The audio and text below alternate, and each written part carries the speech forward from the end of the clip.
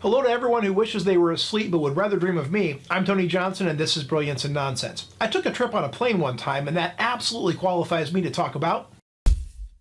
Yes, really, that's what we're talking about this week. But as someone who ends up on a plane going someplace about every other week, trust me when I tell you that I have a lot to say about this. But this isn't just for me, this is for all of us. Remember, this all starts well before you ever get on a plane. It begins before you even go through security. In fact, being a great flyer is about understanding what you need to do not to piss everybody off and cost them even more time. Remember, flying sucks. Getting to the airport sucks. Getting through security sucks.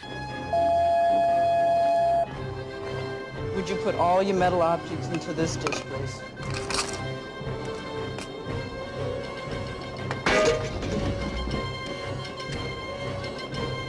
Nearly everything about airline travel is dreadful, so we've got that going for us. But we have the power to make it just a little bit better or just a little bit worse for everyone who flies with us based on how we behave. On a base level, we all have to understand that we're not the only person on the plane and we're all trying to get someplace.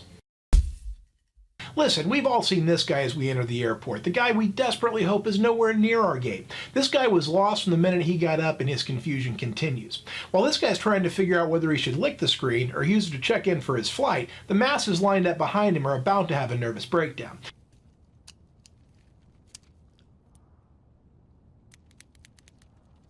Now, this one's really more aimed at the airlines themselves, and honestly, really the rest of us too, rather than just this passenger. So, some parts of flying are hard. They don't make a lot of sense till you've done them like a bajillion times. But you get better the more you fly, so maybe this guy you're glaring at's never flown before. It's expensive, so unless you've got a job that puts you on a plane regularly, most folks only do it a few times a year. So, maybe help them. That's right, put down the smartphone and tamp down that urge to make a snarky remark and help. And you, Mr. Airline, that goes for you too. Look at those folks who are nervous and confused and help them. Because you aren't just helping them, you're helping everyone.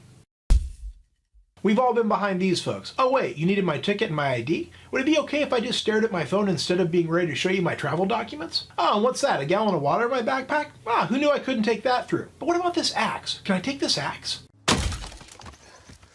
I am going to need a minute though. I've got to unpack my laptop and my iPad and my approved liquids and this approved Ziploc bag, and I've got nothing but time, so don't worry about me.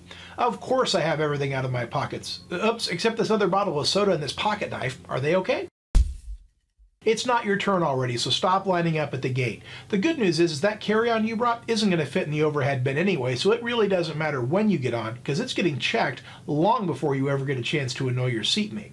So ever since, numbers were invented, they've been handy to, count things. So if you listen closely, you're going to find that they're going to tell you when your group should get up and board the plane. I know you're excited to be in group 47, but unless you're in one of those cattle call airlines, you have a seat. No need to line up with group 2, so relax. I understand that you're hungry, and there is no better time to try exotic cuisines than when you're about to be crammed on a steel tube with 200 of your closest friends and thrown across the country. So find the spiciest, smelliest, most awkward food and bring them on aboard, matey. Wait, we're not pirates, but I kind of wish we were pirates. Drink up, me hearty yo-ho. And for sure, if you can find something that requires a knife and fork and vigorous shaking, yeah, that's what's for dinner. Unless it's breakfast time, in which case, eat breakfast stuff.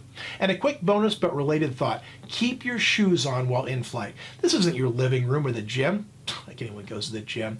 Anyway, leave them on. Have you ever seen anyone sweep or mop an airplane floor? Yeah. And if they do, it's likely with the tears of orphans. So, keep those horses in the stable.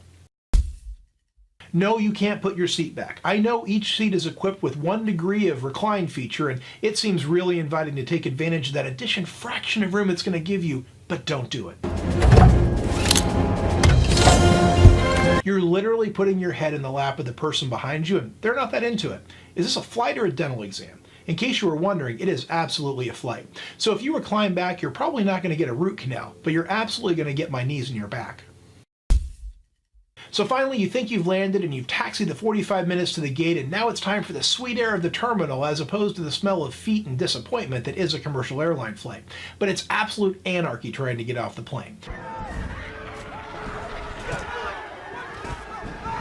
Not only do we have folks who are strangers to the civilized and complex etiquette that is the row-by-row deplaning, but inevitably there are those who rush to the front because they have a connection to catch. I saw you down at baggage claim later. I know your secret. And, well, that's really all I can say or do about that. The cousin of this moron is the guy who had to put his enormous backpack in the overhead bin 10 rows back and is swimming like a salmon upstream trying to get it. We're on to you too, luggage guy.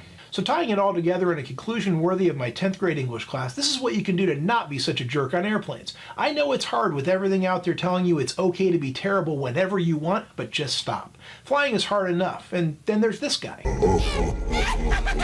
Listen, cut me some slack. I haven't been able to work in Star Wars yet, so it was the only chance I had.